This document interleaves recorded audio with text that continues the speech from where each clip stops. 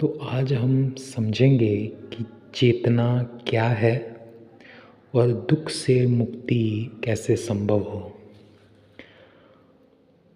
तो चेतना है अपने अस्तित्व, अपने विचारों, भावनाओं और बाहरी संसार के प्रति जागरूक रहने की एक क्षमता है।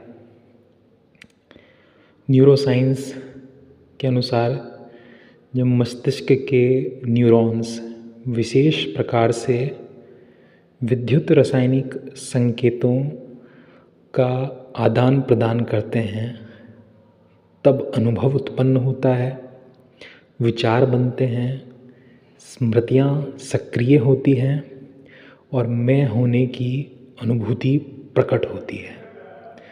अर्थात जब मस्तिष्क में विभिन्न सूचनाएं एक साझा मंच पर एकत्रित होकर संगठित होती हैं, तभी सचेत अनुभव जन्म लेता है। इसे समझने के लिए एक उदाहरण लें।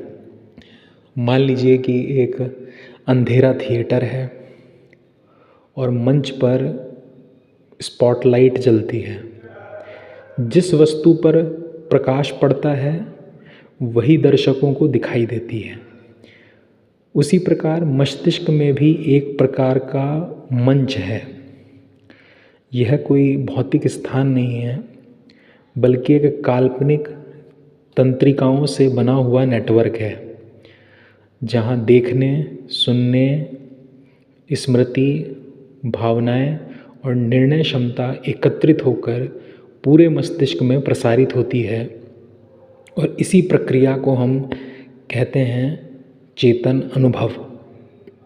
उदाहरण के लिए, आप अभी ये वीडियो देख रहे हैं, आपकी आँखें दृश्य को, दिखाई देने वाली चीज़ को ग्रहण कर रही है, कान ध्वनि को सुन रहे हैं और स्मृति, यादें जिन्हें हम कहते हैं, वह संग्रहित हिंदी व्याकरण का ज्ञान सक्रिय हो रहा है जो आपने अतीत में हासिल किया, और बुद्धि यह निर्णय ले रही है कि मुझे समझ में आ गया। यह बाहरी जगत के प्रति चेतन उदाहरण होने का उदाहरण है। और इसी प्रकार आप स्वयं के प्रति भी चेतन हो सकते हैं।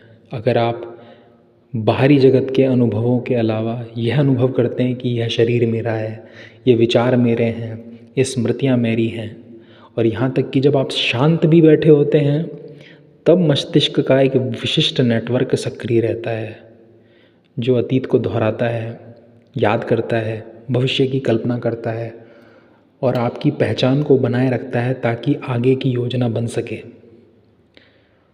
तो जब भी आप कहते हैं कि मैं चेतन हूँ, तो वस्तुतः आप किसी न किसी विषय के प्रति चेतन होते हैं। भौतिक वस्तुओं जो कि जगत में हमें दिखती हैं उनके प्रति चेतन होते हैं।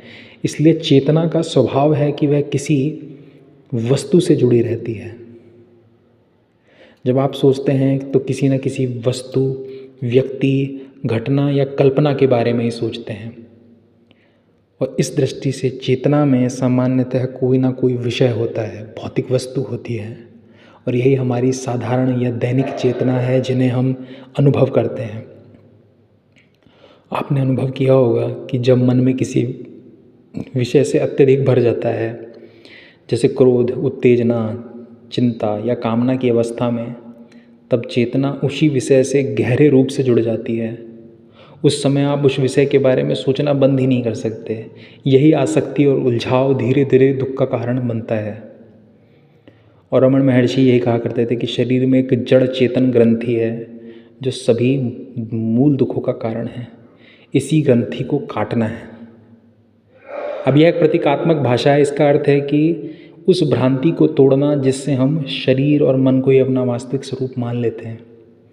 चेतना मस्तिष्क से ही उत्पन्न होती है, तो है तो भौतिक ही, परंतु भौतिक विषयों के संपर्क से दुखी भी रहती है, जो बताता है कि इसका स्वभाव विषयों से मुक्ति है, जो कि इसके अनुभव होने से ही इसमें संग्रहित किए हुए हैं। तो चेतना को एक सैंडविच की परत के रूप में भी समझा जा सकता है, जिसमें नीचे पफ, फिर ऊपर प्याज की परत, फिर तली हुई परत, फिर टमाटर और फिर पुनः पफ दिखाई देता है। उसी प्रकार चेतना के भी स्तर माने जा सकते हैं।